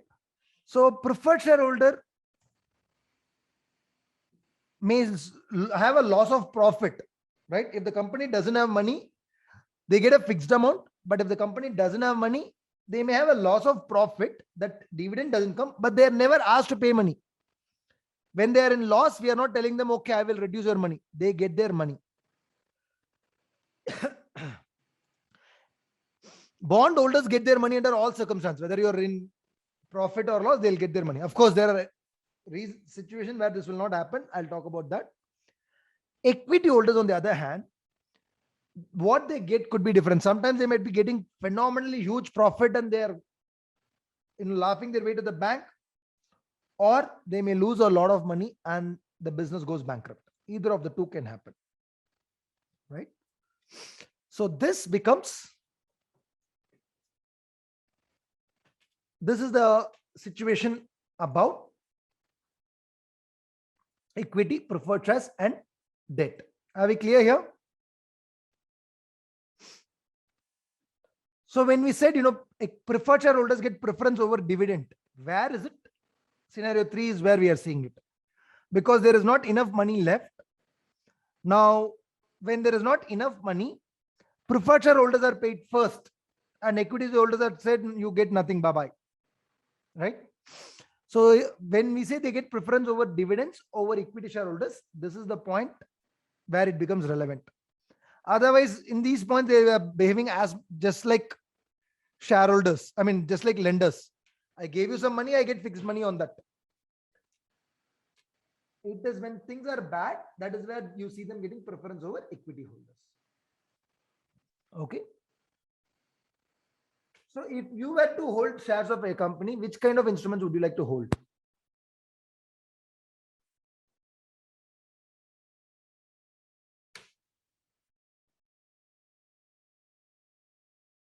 Equity. How many of you think preferred share looks very attractive?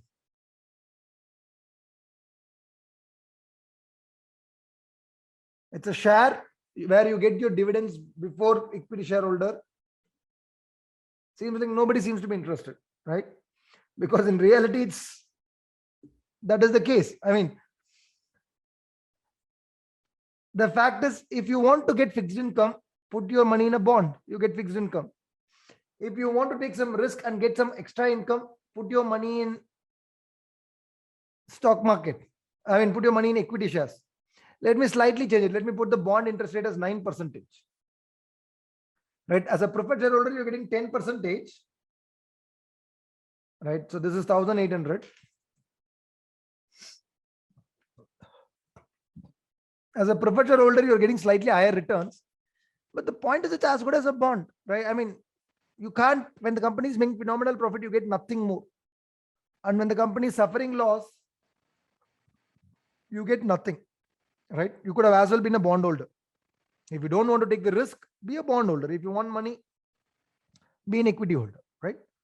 Now they would say, in textbook, you have one more advantage of preferred shares, which is when a company is shut down, preferred shares get their money first before equity shareholders. Now here is the thing. When would that seniority matter? Let's talk about it. Let us say equity holders gave 50,000. Preferred shareholders gave 25,000 or 30,000. Same exam situation. Debt was 20,000. Now let's talk about scenario. Right, I'll just have 3 scenarios here. Scenario 1, 2, and 3. Just imagine this. Let us say the company has been shut down, right? The company has been shut down and liquidation proceeds we received was something like 2 lakhs. That is in scenario 1. In scenario 2, let me say it is 80,000. And in scenario 3, let me say it is 12,000. Now, can you tell me how much money will these people get? 2 lakh rupees is what we got. We have to repay 3 people: lenders, preferred shareholders, and equity. Who do we first pay? The first payment will always happen to the lenders, right? So what we are going to do is, with this 2 lakhs, I will repay the 20,000. How much can I pay in the third scenario to my lenders?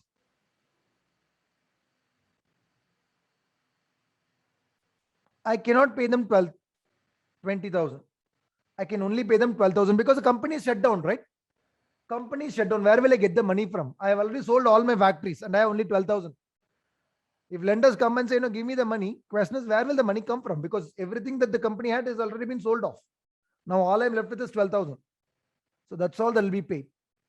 So lenders can lose money here, right? We said lenders generally don't lose money, but when a company is liquidated, they may lose money there because now nothing is left.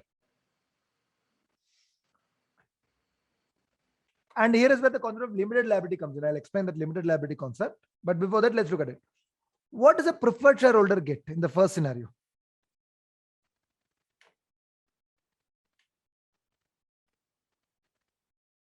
$30,000, right? In the second scenario, same 30. In the third scenario, 0, because all the money has already been used. Nothing is left. What does the equity holder get in the first scenario? Everything other than what we have paid them. 2 lakh minus whatever you pay to the preferred holder and lender, all the money goes to equity holder. In scenario, so if you look at it, phenomenal profits. 50,000 became 150,000. Money has gone 3 times, right? In scenario 2, equity holder loses money. They gave 50,000. They are getting back only 30,000, right? They lost some money here. I'll change this to 60,000. They lost some money here. So if you're a preferred holder, in which scenario are you having advantage over equity holder? Only in scenario 2, right? Because in scenario 3, you are not getting anything. Equity holder is also not getting anything. Both of you have lost same way. In scenario 1, you got your money back. Equity holder tripled their money and got that back, right? So as a preferred shareholder, you are doing worse than equity holder. The only scenario being a preferred shareholder helps you is in scenario 2, where you get your money back when the equity shareholder is suffering losses. So in theory, there is a point in which there is some advantage of being a preferred shareholder. But in practice, this is the whole thing. In practice, no company shuts down at this stage. Nobody shuts down at this stage. If you look at a Jet Airways, when is a Jet Airways shutting down? They shut down themselves when they didn't have a money to pay salary. Forget repaying lenders, forget repaying anybody. They didn't have money to pay the salary. 0 money, bank balance non-existent. That is when they filed for bankruptcy, right? At these junctures, company try to fight out. They don't go and liquidate. They try to fight out. This is the scenario in which companies try to file for bankruptcy. Not even this scenario. Mostly they don't even have money to pay the lenders, right? Typically, when you see a company filing for bankruptcy, that will be in scenario 3. What's the point in having preferential rights in scenario 3? Nobody gets their money back, right? Being a preferential shareholder doesn't help me do anything better. Nobody gets the money back. It's useless. So preference shares, if you think of it, is not a great instrument from an investor standpoint, because when things are great, you get your fixed dividends, which like a lender gets, right? Which is maybe slightly more than what a lender gets, but Just a fixed dividend. You don't get to see extraordinary profits. When things are bad, you don't get your money. Right? Equity holder also doesn't get money, but equity holder has a potential to triple their money. A preferred shareholder doesn't have the chance at all. Right? So preferred shares are generally not considered very attractive. I will talk about why we may use preferred shares as still issued. We'll talk about that later. Okay. Any questions here? Yeah, as I said, why would somebody buy a preferred shares? We'll talk about that a little later. But okay, fine. I'll actually answer it right away. See, preference shares are generally issued on a case-to-case basis. You will not often see preference shares being issued to public at large. There are, outside of India, there are lots of companies which have issued preference shares to public at large, but very rarely. And where does the preference shares come? Let's talk about a scenario where preference shares can be useful. And why would anybody go for it? Typically, preference shares also come with a fixed life. Okay. So a typical scenario where a preference shares, especially in Indian context, if you have to think where it's getting used, is by the promoters of the company when they want to rescue the company. See, let us say, just for the sake of discussion, let's say one of the companies are doing very bad, right? Their financial condition is very bad. They need money. Now that money can come, the promoter is willing to help them. Promoter meaning, let's say for a Tata group, it could be the Tata Sons Limited, or for Reliance, it could be the Ambani family. Let's say they decide to help them out. Company is doing bad, we'll give money to help the company out. But here is the thing. If you give the money as loan, right? If you give the money as loan to the company, and let's say the company is not in a position to repay the loan or pay the interest, business is doing bad. Business is doing bad, so they can't pay the interest. Then the company will be treated as defaulter, right? The company will be treated as defaulter, and it'll have to go for default proceedings and everything. Business becomes very bad. On the other hand, if the company goes and says that, I will not be a defaulter, if the promoter say, okay, let's not give it as loan, I'll give it to you as equity shares. Now, the problem with equity shares is all equity shareholders are considered same, right? Every equity shareholder is considered same. Every bondholder will be considered same. Every equity shareholder will be considered same. I cannot give preferential treatment to anybody. So you gave money to the owner of the promoter, gave money to save the company. Let's say the company is survived now. The company has survived, the company is doing well. Now the owner wants to take the money out. Can you give the owner the money out separately? Answer is no, because it's an equity share. And if it's an equity share, you can either give an open offer to buy back shares of owners, buy back shares of everybody, or you give money to nobody. You cannot simply go to the owner and say, okay, you gave us money, therefore we will repay it to you. That cannot happen. Because equity share is one class of equity share, right? I can't distinguish between the investors. But if it's a preferred share is a separate class of shares. And in a preferred share, if I don't pay the dividend, right, I won't be called as defaulter because dividend is not mandatory. If I cannot pay interest, I'll be a defaulter. If I cannot pay dividend, it is still okay, right? The company won't be considered as defaulter. And once the company recovers, I can repay the full equity shares. That is an advantage. Okay. It's not pledging. It's not pledging. Preference shares is a separate class of share. And because it's a separate class of share, we can very well repay it. That is the idea here. Okay. I mean, we can separately buy it back from the market or from the shareholders.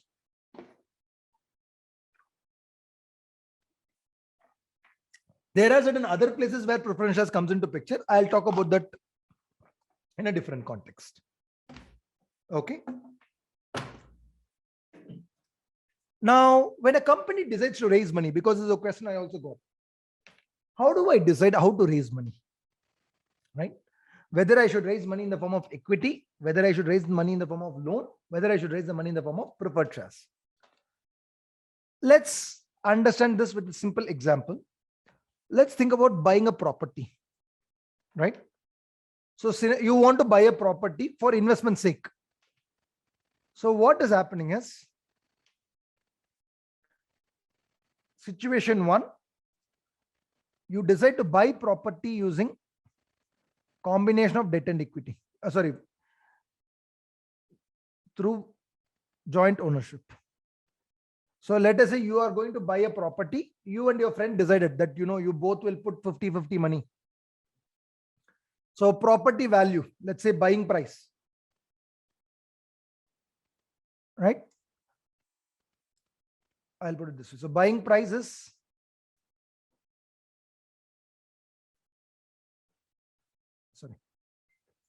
buying price is 100, 1 lakh, let's say 50-50. So how much does the friend give you? How much is your money? Out of this 1 lakh, how much goes out of your friend's pocket? How much comes from me? 50-50 is the ownership. Your friend will pay 50,000.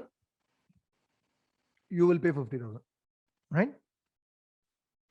Now, 1 year later, let's say 1 year later, one of you found a job in somewhere in another country and you decided that, I would just like to sell off the property and go.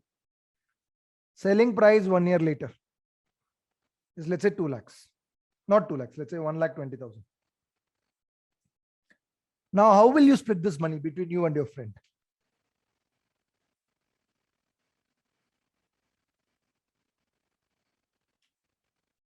Your friend will get 50%.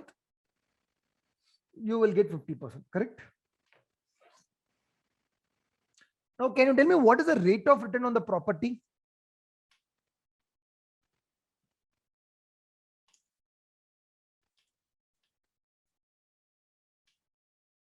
How much profit percentage did we get from the property? 20%, correct? 1,20,000 divided by 1 lakh minus 1.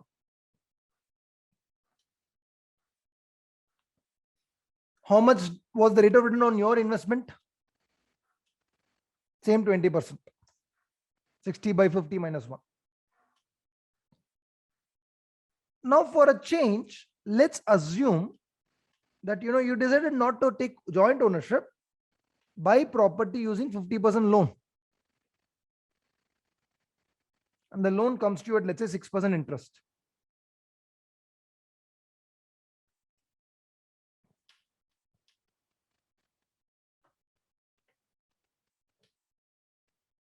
So you're buying the property. How much will come from bank?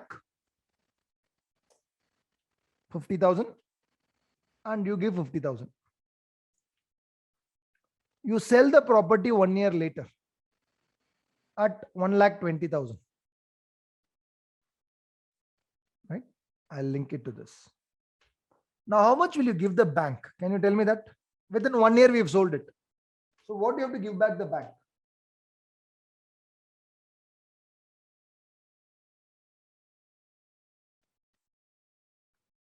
I have to give the bank 50,000 plus 6% interest. Correct?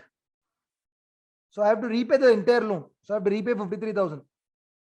So how much will you get?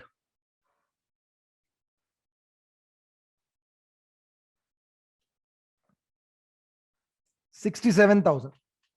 Right? So let's work out the rate of return here. Property gave 20% return. How much returns you made? 34%. Where did this magic happen?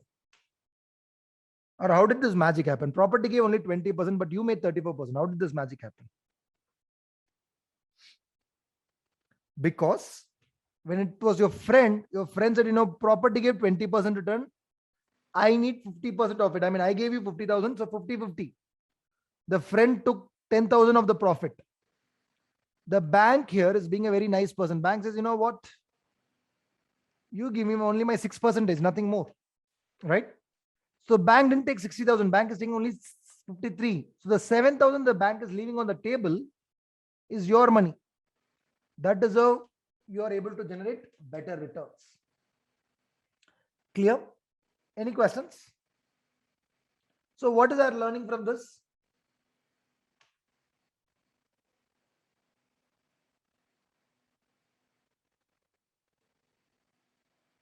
The learning is When you take money in the form of loan, when you fund your business with loan, right, then it can help equity shareholders get superior returns, right? No, let's say for example, this 50,000 is I invested 50,000, my friend gave 50,000, right? That is the situation we are talking about. How I got that 1 lakh to buy the house. So the understanding is, when I take money from loan instead of shareholders, instead of going to a shareholder, if I went to a bank, then I can make much better returns on the investment when businesses do well. Does that mean that bank loan is always good? Not necessarily. Let's talk about a situation, because you have to sell your money urgently. So let's say you sold the property for exactly 1 lakh. Now what happens? When you and your friend jointly bought the property, right? When you and your friend jointly bought the property, there is no profit involved, right? Or let's say even you sold it at a slight loss, 95,000. There's a small loss of 5,000. Now that's a 5% loss. Your friend said, I'll take part of the loss because I own part of the property, and you take part of the loss. So you also lost only 5%. Your friend lost 5%, you lost 5%. But if you're taken the money in the form of loan, what would have happened? The bank is going to come and tell you that I don't care, right? I don't care the property prices went down. You owe me 6%, give me that 6%. And that means, where will the money come from? Because already property prices are down. So where will you find the 3,000 to pay the bank extra money? It has to come from your pocket, which means you lost 5,000 here and you have to pay another 3,000 interest to the bank. So in total, you end up losing 8,000 rupees, right? And you lose 16% of your investment is gone. So even if property did not go down, you still have lost 6% of your investment, because property didn't give any money. The bank had to be paid something. Where will that money come from? Your pocket. So what is our learning here, therefore? So earlier I said bank loan helped you better. Now we are saying bank loan is not helping you better. It's making things bad.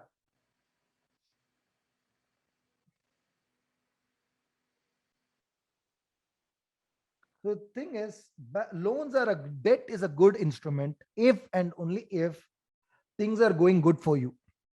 They make good into great, they make bad into worse, right?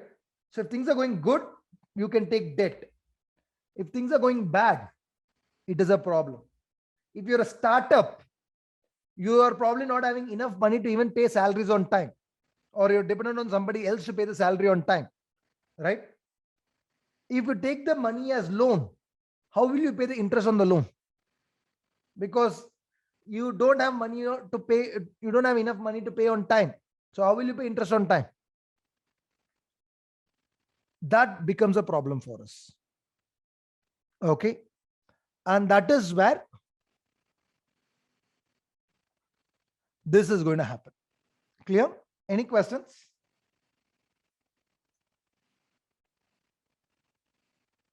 So take a loan only if your business is already doing good and you expect it to do forever good. Otherwise, equity is the best option. When your business is in a risky position for startups, equity is the best option. Most of the time, equity holders take their money in the form of, startups raise money in the form of OCD or CCD. CCD basically, not even OCD, CCD.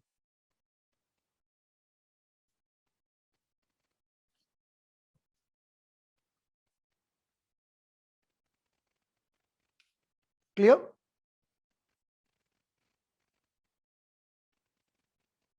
So with that, I'll end up today's session. So today we talked about what is investment banking, who are the various players, and what are the various instruments. So that is the fundamental foundation. We spent some time. Next week onwards, we will go, as I said, we'll gradually go from basics to more advanced, right? We'll eventually be talking about how do you value these shares and how do you structure the transactions and everything. Okay. All right. Okay, then see you next week. Thank you. Bye-bye.